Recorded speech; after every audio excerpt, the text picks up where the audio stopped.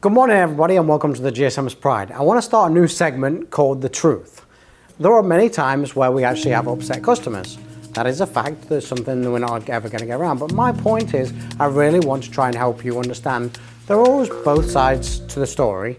And I'm here just to give you some ideas of what make you understand the context of a situation and understand that there are both sides and that we are actually here to help.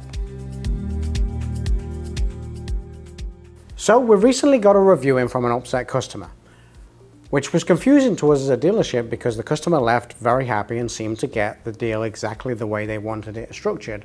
So we were confused. The whole point was we dig into reviews after the fact just to see where the breakdown in communication was. And there's always two sides to every story, as I stated, and that we just want to find out where that disconnect is. That being said, on this specific one, we were kind of blown away that the customer even was upset about the situation.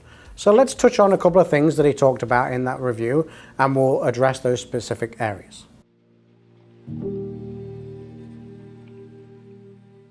One of the statements made by the customer is that he was actually in fact pushed into a sale. I asked the question, can we actually push you into a car sale? There are many ways to get out of a car deal no matter what the situation is. And it's very, very rare that we would ever be able to physically push anyone into a car sale without holding a gun to your head, let's say. The point being is there are many, many ways that you can get out of a car deal or not do the car deal because there are so many different ways. The customer stated in there that he had some people that he knew that were in the car business. Then if that was the case, you could always contact those people and get their opinion on how the deal was going. There are many things online. Unfortunately, we live in a world where Google is such a huge resource to us all. You could have easily checked to see if that was a good deal or not. Every customer that comes into our dealership, we never, ever, ever want you to leave with any negativity when you come in. Because at the end of the day, if you think about this in the general sense of a business, when we sell a vehicle to a customer, our intention is never, ever to see you again in a good way. Not in a bad way. We'd love to see you again in our service department. We'd love you to come back and buy another car from us. We'd love to see you just generally speaking. But when I say that, I mean in a bad sense. Our intention is never to sell a bad product because we don't want you to go out there and tell a customer that, or somebody else that you had a bad experience or you've had a bad car. Cars break, yes, but that's never our intent. And we also want everyone to leave here happy. So you go out and tell other people that you had a great experience and you should go to reviews and all that kind of thing. So that's really our goal. A lot of people think that we don't and we're money hungry or we're just after a car deal. That's absolutely not the case.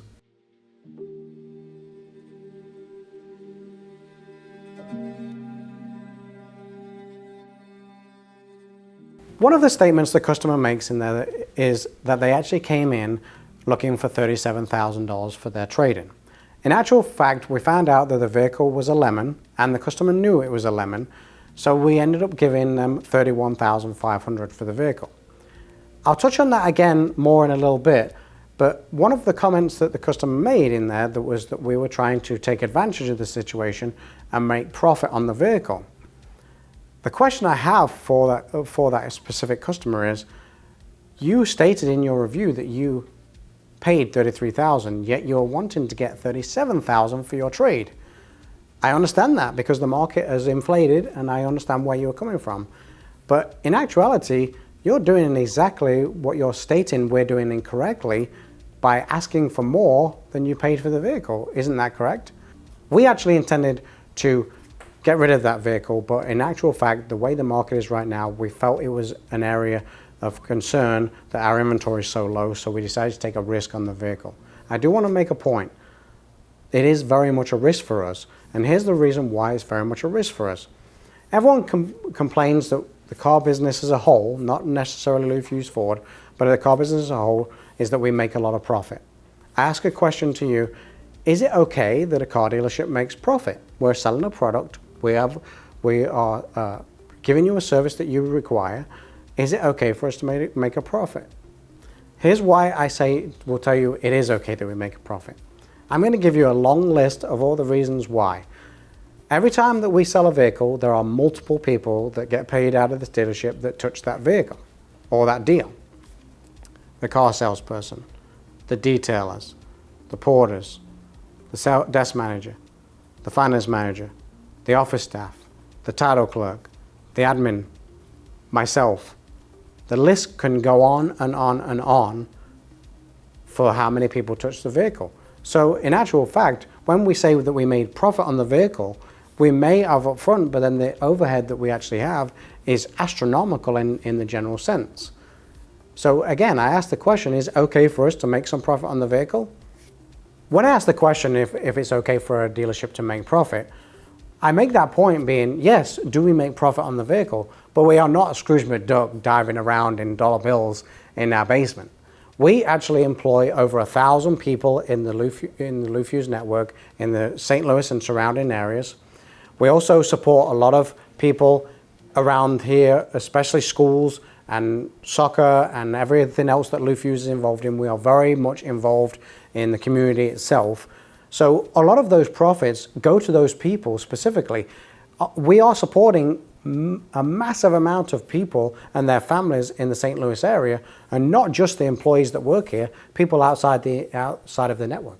So is it okay to make a profit knowing that that profit is going to impact so many different lives and different people in the surrounding areas of St. Louis? A point I want to make, especially for the people at home when they're purchasing vehicles, a dealership really does take a lot of risk on when they assume a vehicle from either you or from an auction or wherever we assume that vehicle from. There is a lot more expense on that vehicle than you might understand. As I already stated in here, that we had all those people that we pay, but there are also many things that we actually put money into the car. We recondition the vehicles. We take pictures of the vehicles, we advertise the vehicle, we clean the vehicle, we store the vehicle, we pay for the vehicle, we do many other different things that actually assume the risk on us. And we may or may not ever sell that vehicle for the number that we ask for. Most people assume when they come into a car dealership, they can get a discount. Wouldn't you say that's correct? That being said, we have to take that into consideration when we are pricing vehicles online.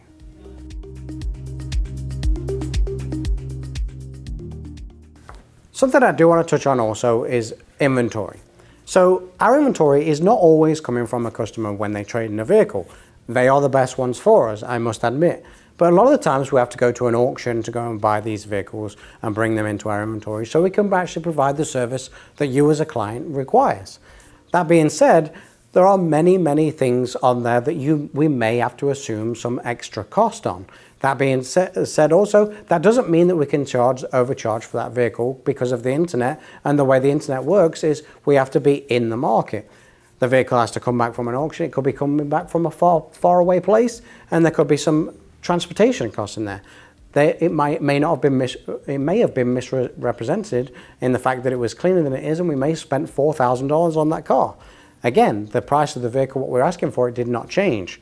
That being said, basic math will tell you that we could have easily lost $2,000 on that vehicle. But again, that's not your concern. Our concern is just to, at the end of the day, provide the service that a customer requires, give them the car, put that vehicle back on the road and give it to somebody. So in retrospect, sometimes we make money on cars, sometimes we don't. It's just a risk that we take. Let's tie this back into risk and the subject in hand. This customer stated that they felt we were making too much money on their vehicle. Again, we go back to that risk factor as sometimes we have to assume that we're going to lose on some vehicles and gain on others, and that will end up being what we call the bell curve. That's a risk we take so we can keep all these people employed, the over 1,000 employees we have, keep giving back to the community as the way we do, and still keep the lights on and make a profit at the dealership to provide for the rest of the community.